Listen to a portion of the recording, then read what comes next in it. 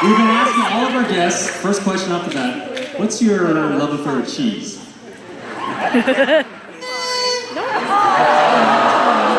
Oh, sorry. In one fell swoop, I've lost all the love in the room. I mean, it's alright. I like cheese as an ingredient of things. So I like it kind of melted on stuff. I like it in a sauce. Cheese for the sake. When someone wheels out the cheese board, I'm like, come on. That's not a dessert. Don't try and pretend that's in place of dessert.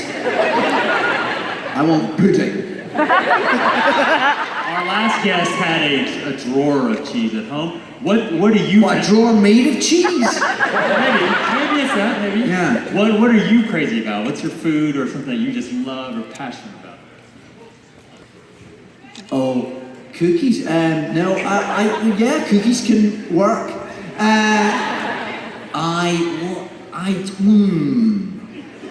I like just about everything you can do with a potato. Yeah. I like that. You won the back. You won the back. I'm back in the room, and I do find breakfast cereal hard to beat in all its many luxuriant forms. A breakfast cereal choice you have that we would recognize? Do you know what I have? A little something that I forget exists until I come to America is Golden Grahams. I do quite nice. I mean, I think they're really bad for you, but I don't think we're just not going to worry about that. Yeah. Well, tell us, we're obviously huge fans of all your work, but how did you get into acting? Did you start in theater, or what was your background in acting? I was just a kid who watched the TV and thought it looked like a fun job. That is, you know, and I watched. There was a program called Doctor Who. I don't know if you've heard of it. And I watched that as a kid. And I remember having a conversation with my parents about people on TV and what they were doing, and that they were people pretending and telling stories, and I remember at a really young age getting what that was and thinking that was a really good idea, and deciding that that's what I was going to do when I grew up, and it sort of all worked out. So that's okay. Okay. That's why we're here. As you know, everyone. So many people in this room. Look at the background. Very exciting. Everyone in this room are die-hard Whovians, die-hard fans of the show.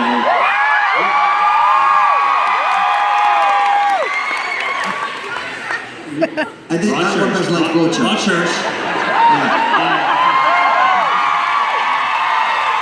Let's do this. Jessica Jones.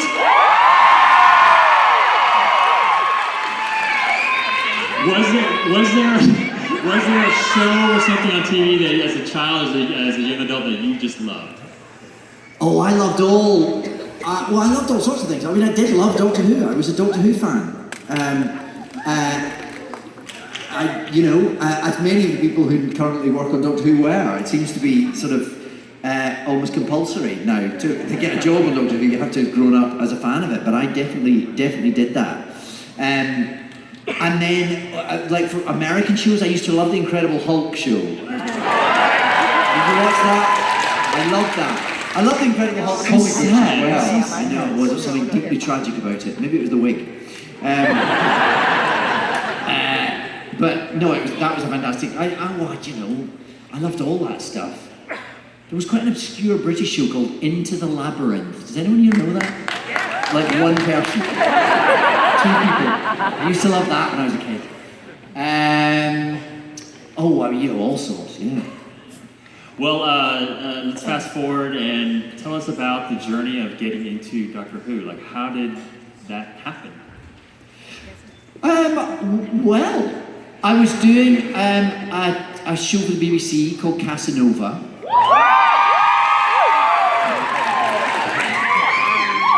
Yes, that was me. It'd be a fun game for you today. I had blue eyes, but other than that, it was me. I had to wear, because Peter O'Toole was the old Casanova, and I was the young Casanova. And nobody was about to tell Peter O'Toole that he had to change his eye colour, as he had sort of the most famous eyes in all movie history. So I had to wear these thick blue contact lenses for weeks.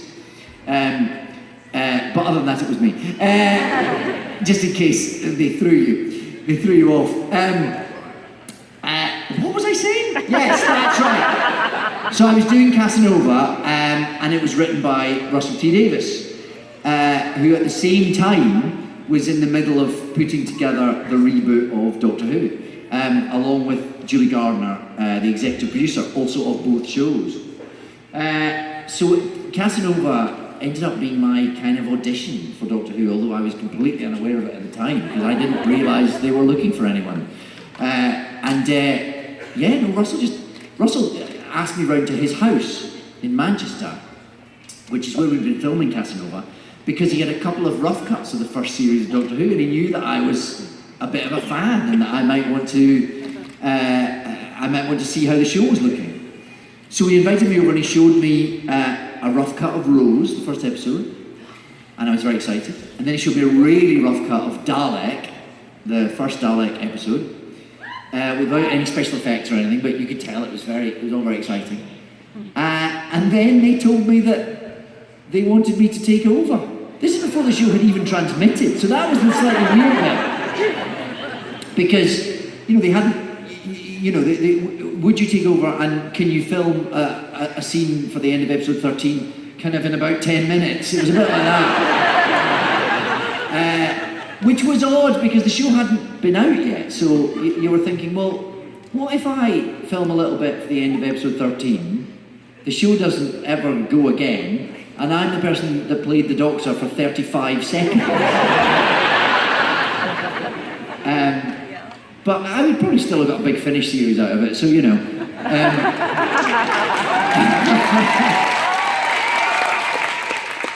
So you didn't have Eccleston and Drawn, like you hadn't seen up to that point? I didn't know what, sorry? For the first season, Chris Eccleston, you didn't get a chance to see those shows before you auditioned for...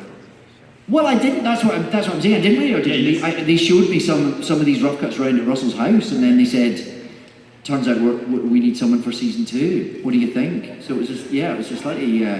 It was slightly unexpected, to say the least. So the brilliance of Doctor Who is sort of that built-in ability to renew itself because of the regenerations, the new doctors. Going into it and taking on that mantle, what was, how clear the picture was it of what the 10th Doctor would be, and how did that sort of form into what we know and love as the Doctor? It sort of kind of emerges through, because obviously Russell T Davies is writing it, so you've got scripts that are kind of brilliant. So that's quite a good starting point. And then you just, so you take the script and you have ideas of what you want to, how it needs to be, and you just kind of throw some energy at it and you see what sticks. Obviously there are the practical things like working out what you're going to wear, which ends up becoming this huge, vast question that can be quite onerous. That was quite difficult. We spent like days in a costume house in London, just going, what?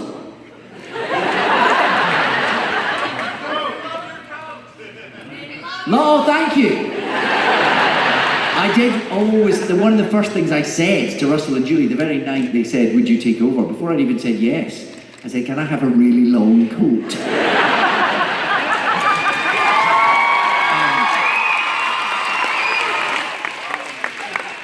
I just think it's important.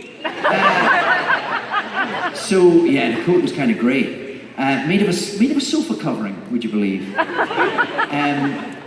So yeah, so finding the costume and putting all that together, that's all about kind of the pressure of that, and it's all very exciting until you realise you've actually got to turn up and do it and people have got to watch it and you've got to not break it. That's the thing. When you're being sort of handed something that's been loved and cherished down the generations, and has been running on and off certainly, but has been running on TV since 1963.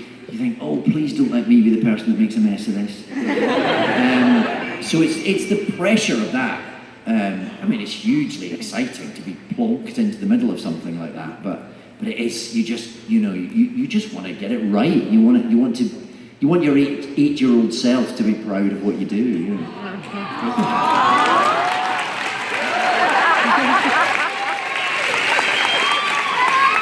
Was there a certain point during the run that you realized that just the magnitude of it really hits you, and just the... Oh, all the time. It kept doing that, sort of,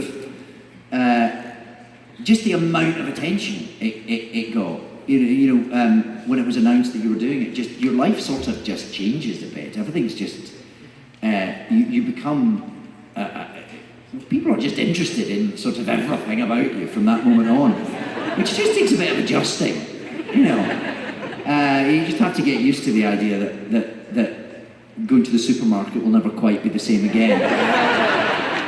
12 people have already purchased your sweater online. Have they? Isn't it nice?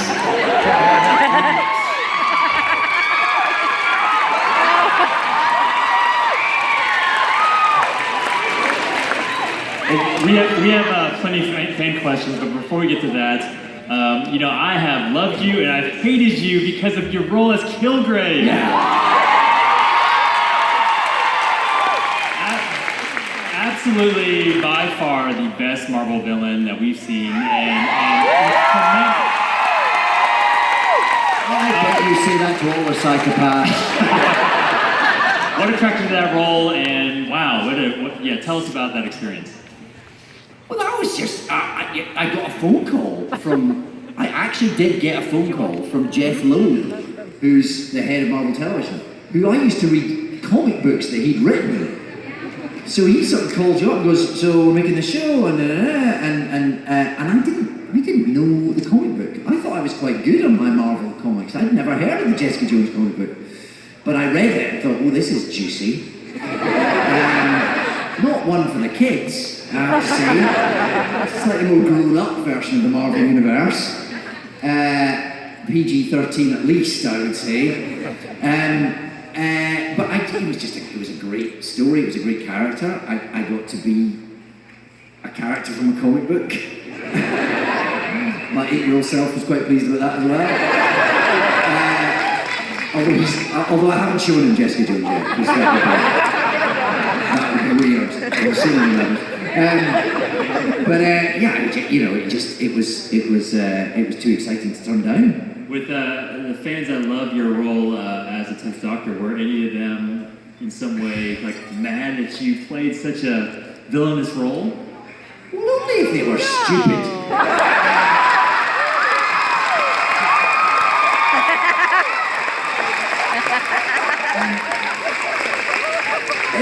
In my experience, Doctor Who fans are not stupid by definition.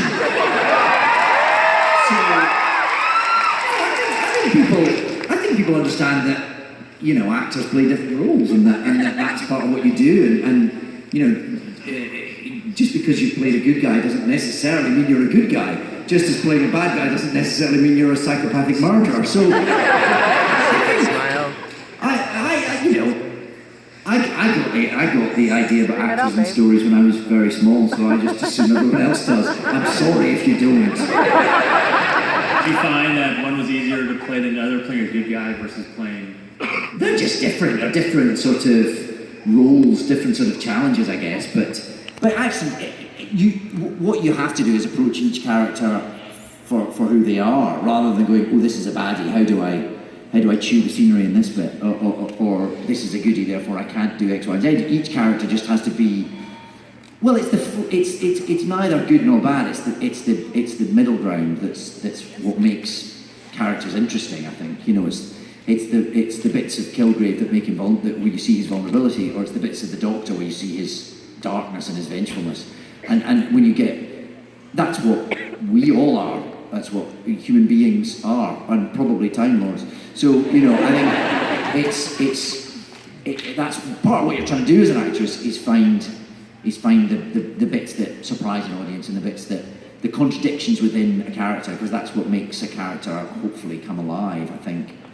Well, you certainly contributed to a lot of sleepless nights in this room. Good. With your role, so. Let's go to our questions. There's an awesome little dude ready to go down here, so go ahead. Yeah. Hi, my name's Parker, and I have a question. How does the TARDIS make more rooms? How does the TARDIS make more rooms? That is an excellent question. And luckily, I have a degree in transdimensional physics.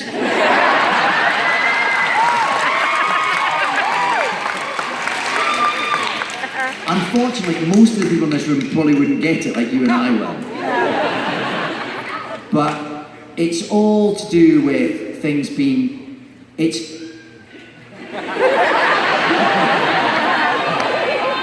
a bit wibbly wobbly.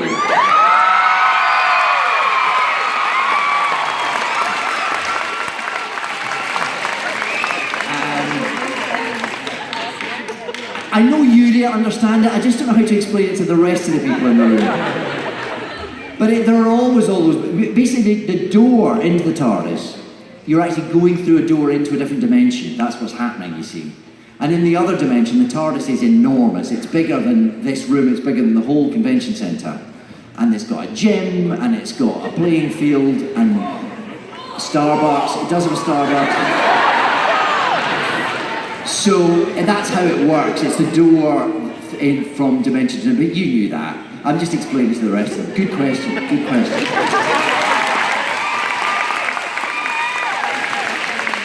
Next time we'll bring a whiteboard and a chart. You can just. Oh yes, we'll do some calculations. I think I have to brush down a little. Okay, first of all, this is a long day for you, so thank you for being so awesome and doing autographs. Don't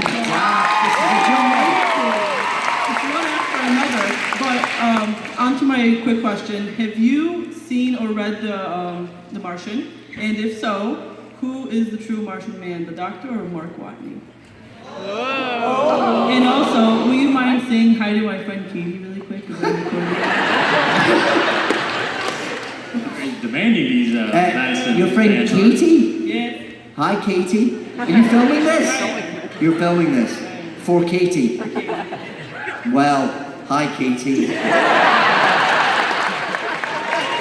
How are you?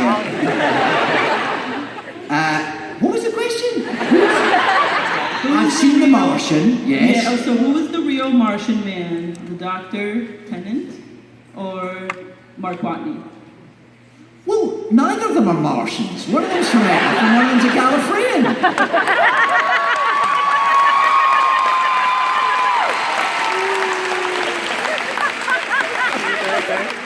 All right. Katie, your friend asked a really weird question. Welcome to Madison, David. Okay. So, I'm Leanne. Hi, Leanne. Okay, so why do you always act in your English accent and not your Scottish one? Well, I don't. I don't always. It just depends on what the part is. Broadchurch. Yeah, well, I know about Broadchurch. Broadchurch, I'm a very grizzled Glaswegian. I sort of, it's kind of half and half, I suppose. The Doctor Who thing was absolutely what Russell imagined. He wanted a sort of, and that came out of doing Casanova, I think. It's sort of the same voice, really. I suppose in British terms, there's a sort of, and this is breaking down, and this isn't even true as I say it, but there's a sort of more neutral version of a British accent, whereas a Scottish accent is so specifically regional. I suppose maybe it was something to do with that. I don't know what I'm talking about. I got up really early. I was in New York this morning. No, I suppose, I don't know. These things all just come from whatever the production is and whatever that production requires. I'm happy to do both, is what I'm saying. I am. I do really quick, yeah.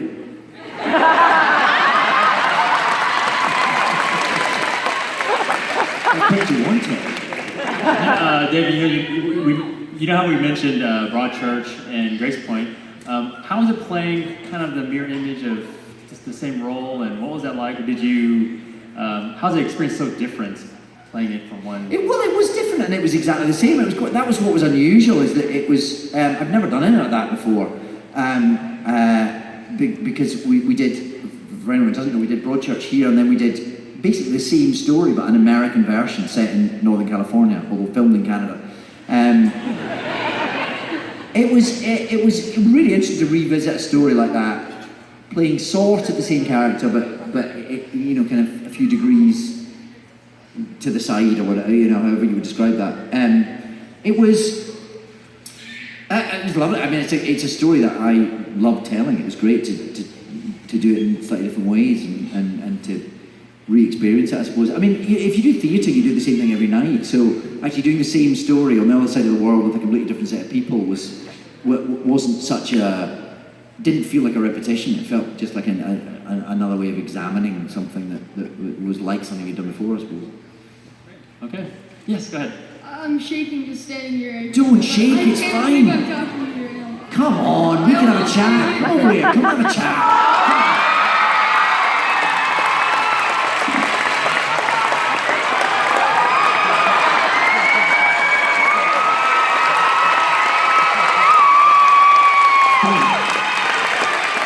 Are you okay? Not really. What's your name? Jonathan. Where'd you come from? I live in Conwalk. I came from up north. Is that far? Not really. How many kids you got? 0 and a way.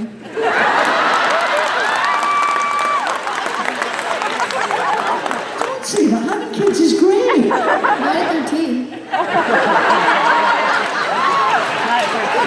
A good point, well made. So what's your question? It seems kind of insignificant at this point, but what is your favorite part of Doctor Who, just about it in general, moment, scene? Having your own TARDIS is pretty cool. That would be pretty awesome. It's getting to play with all the buttons on the TARDIS, and nobody can tell you to stop because it's yours.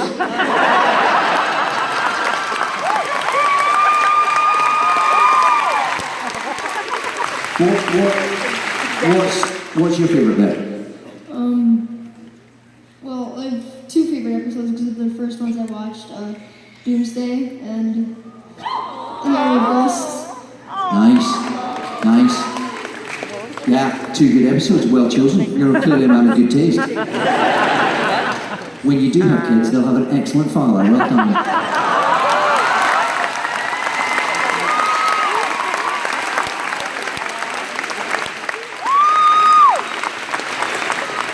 Okay, no adults are going to get pulled on stage, okay? Let's go ahead. I love you too, whoever you are. Okay, settle down, Madison. All right, here you go. Hi. I was wondering if while you were filming Doctor Who, if you ever picked up any of the Doctor's quirks or phrases in real life. I think he picked up some of mine. It's one of those parts that inevitably it has sort of echoes of whoever's doing it, I think. It's sort of got to, because it's a bit of a blank canvas, so you kind of come to it and you kind of got to make your own impression. You've got to sort of give it your own spin. So inevitably that's going to come from you a bit. So I don't know if then I suppose it gets difficult to know what you're bringing to a character and what a character is kind of leaving you with. But I'm not aware of it sort of infecting my everyday life. But it probably did. It's probably for others to judge quite what that is, rather than me be able to tell. I was a little bit too close to it, I suspect.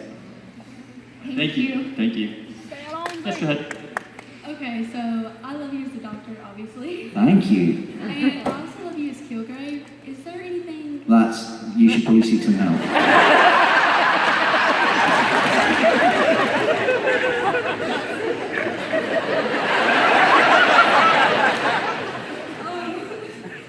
Is there anything... I know you and John Barrowman had a lot of fun on the set of Doctor Who. Was there anything like that kind of happened on the set of Jessica Jones?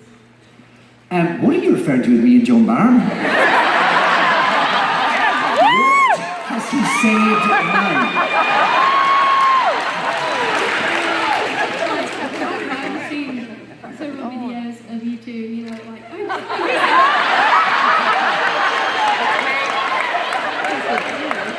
I thought they'd all been deleted. I mean, Isn't it brilliant that John Barrowman, now you just say his name and it sounds like a double entendre? How did he manage to make that happen across the world? Sorry. Any shenanigans on Jessica Jones? Shenanigans. Let me think. I can't think of what shenanigans there were. Certainly very little I'm willing to admit to in public. It was great fun filming that because there's something very seductive about having that power. You know, because you can sort of, you know, as a human being, you can think, wouldn't that be amazing if everything you requested just happened? And actually filming those scenes was sort of a bit intoxicating. Because you'd be doing these scenes, you'd be going, throw coffee in your face, do this, do that, bring me that, stand upside down, shoot yourself in the head. And whatever you said, it just happened in the room around you. And that was quite sort of, oh yeah, and then of course they'd shout cut and it stopped. It was, well, I can't think of any specific shenanigans that I'm going to admit to. Did you have a favorite moment on Jessica Jones? There's lots. I like the whole episode that's set in the containment centre. I love that. I think it's such a great bit of writing. Say Jessica! Jessica!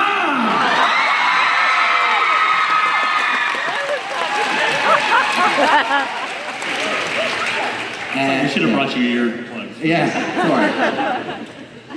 Let's go in here. Oh, beautiful dress. Yes, go ahead. Thanks. So, do you believe that everything you see actually exists?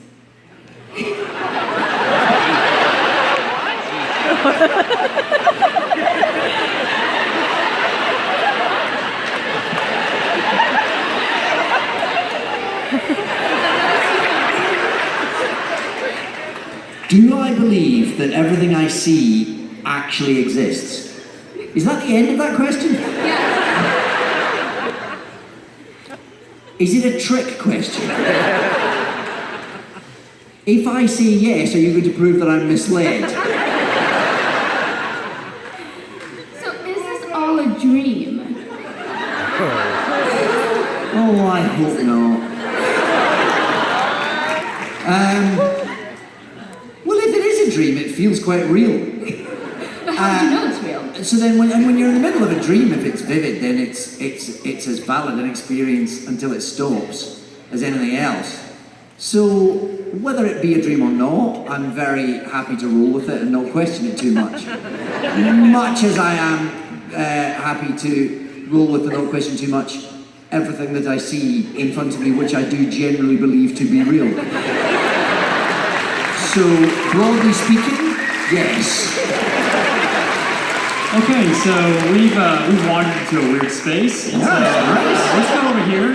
I hope I don't make this weirder. Hi, David. Hi. Go on, try. Give me a chance. We have a burning question in my household. Okay. I don't mean this to sound punitive, but do you drive? Let me preface it with. Again, is this a trick question? No, it isn't. We've seen you drive an old Army Jeep, a Vespa thing, and on Broadchurch, I saw you drive a manual transmission. But do you actually drive? Because you seem to always be driven in whatever film you're in. I'm sure you haven't seen my entire oeuvre. I probably haven't. What's that? Top Gear, thank you. Top Gear. Of course. No, I do drive, and I drive better than Billy Piper, although Jeremy Clarkson. You have something to say about that. Yeah, no, I do drive. I'm hoping this isn't a trick question. You're from the DVLA and suddenly I've done something wrong. I Got some parking fines that I No, I do, Yeah, it's yes. just an honest question because my husband and I go back and forth. Does that guy drive? Yeah, I do. I'm sure I've driven in something. I must have driven in something. I mean, I'm including a You've got Tokyo. TARDIS, so that's cool. I do drive a TARDIS. Thank you. Thank you. These are Madison fans. Yeah. Hi, as a Shakespeare nerd, I'd like to say I love your Hamlet.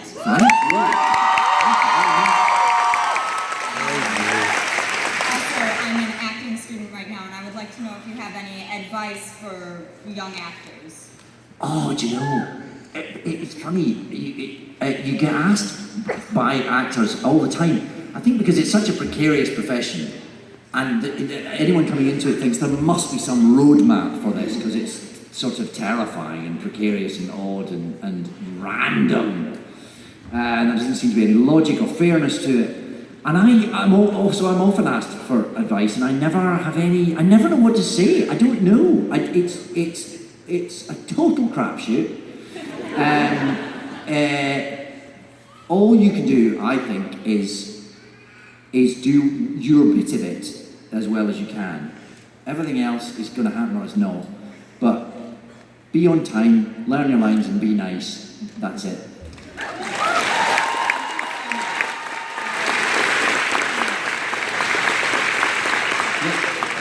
Hi, I'm Bailey. Hi, Bailey.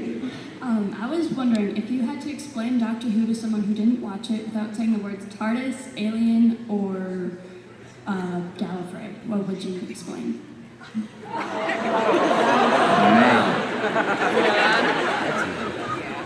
Gallifrey is easy. You don't need to mention Gallifrey because they didn't mention it in the show for like 20 years, so that's fine. You'd say, can I talk about the TARDIS if I don't name it? Yeah. Thank you. You'd say, I mean, the trouble with describing Doctor Who is it sounds mental. And it's quite hard to describe, even if you're allowed to use all the nouns, it's quite hard to describe and really sort of get to the essence of what it is. What would you say? You'd say it's about, it's a bit like The Lion, the Witch and the Wardrobe. C.S. Lewis, love.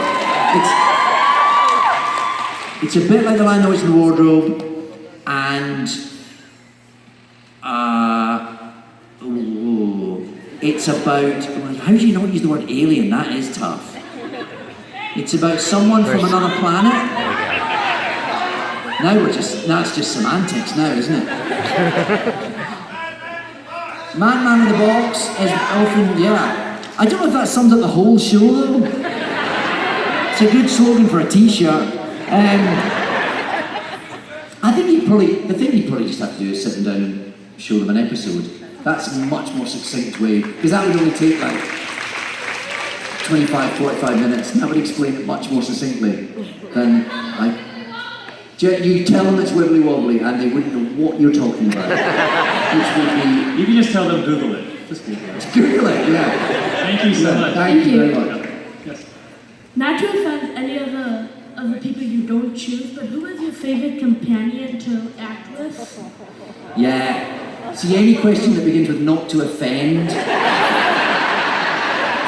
I can just see the minefield spread out in front of me. I had a very, very happy time on that show, and part of that was because I had such incredible people to work with every single day. And two of the people that I worked with. If you do get an answer, can you tell me why? Was that too difficult?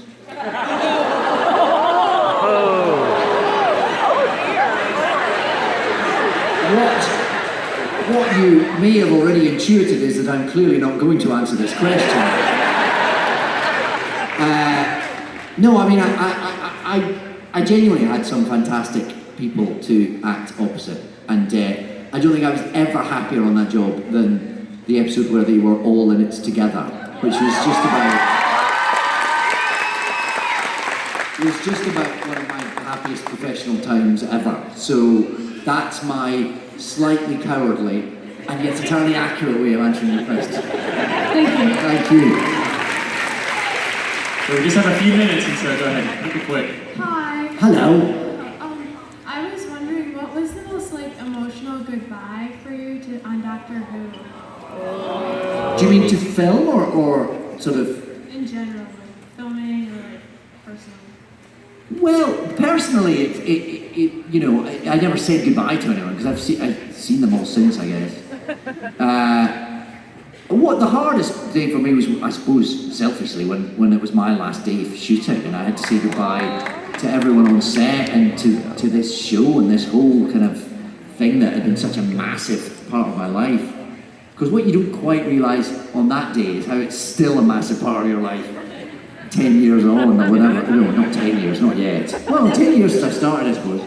Yeah, it's a show that travels with you because it attracts so much love and so much scrutiny and so much enthusiasm that, sad though it was to kind of leave it and move on, you never really move on. And actually, it's something that you have the great joy of being able to celebrate again and again and again by coming to places like this with you lovely people.